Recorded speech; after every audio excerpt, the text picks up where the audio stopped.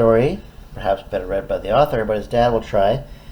This is a story called Mystery of the Ship by Henry Walton.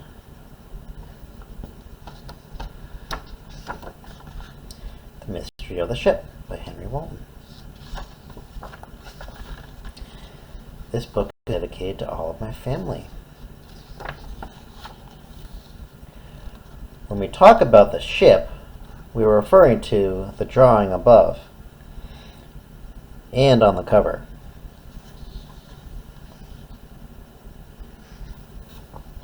If we are talking about a submarine, then we are referring to the drawing above.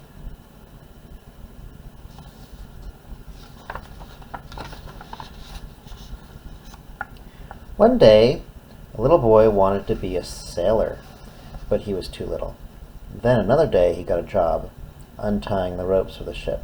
The first time his job was going to happen, there was a storm, and it pulled hard on the ropes. Then both ropes snapped at the same time. As the ship floated out to sea, everybody heard another sound. The little boy, whose name was Timmy, untied one rope from the boat to the dock, but not the other. Timmy found a piece of wood, and he found a worn-away turquoise stripe, worn-away yellow stripe, and a worn-away green stripe. There was also a not worn-away red stripe on the piece of wood. He blurted out the word, "It's from the ship!" All of the people were shocked because the ocean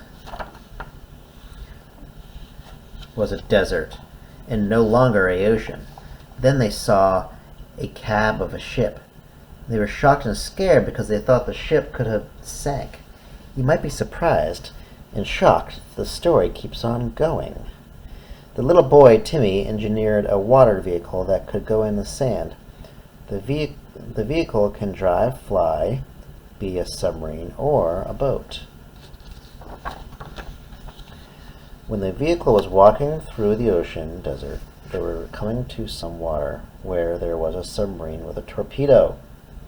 Then Timmy's vehicle turned into a submarine. Then the smaller submarine with the torpedo started chasing them. Then the ocean got deeper, and Timmy's submarine turned into a boat, and he was still being chased by the other smaller submarine, who lost its torpedo. The chasing submarine fired its torpedo at a rock because it thought it was Timmy. Sitting right there on a rocky island, tipped over, was the ship that had sailed away before. There was a hole in the ship and lots of flooding on the rock island. Yikes. What Timmy didn't expect was in the hole, the submarine that was chasing them. They got the submarine out of the hole, and the ship had a pretty broken cab. They placed a patch in the hole, but it didn't fit.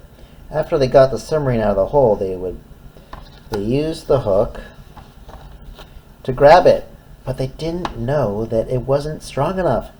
So the hook snapped back onto the submarine, and the submarine sank.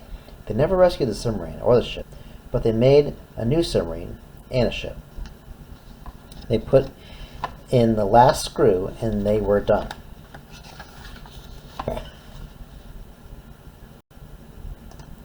There wasn't any sailing until the storm was gone, and it's almost the end of the book.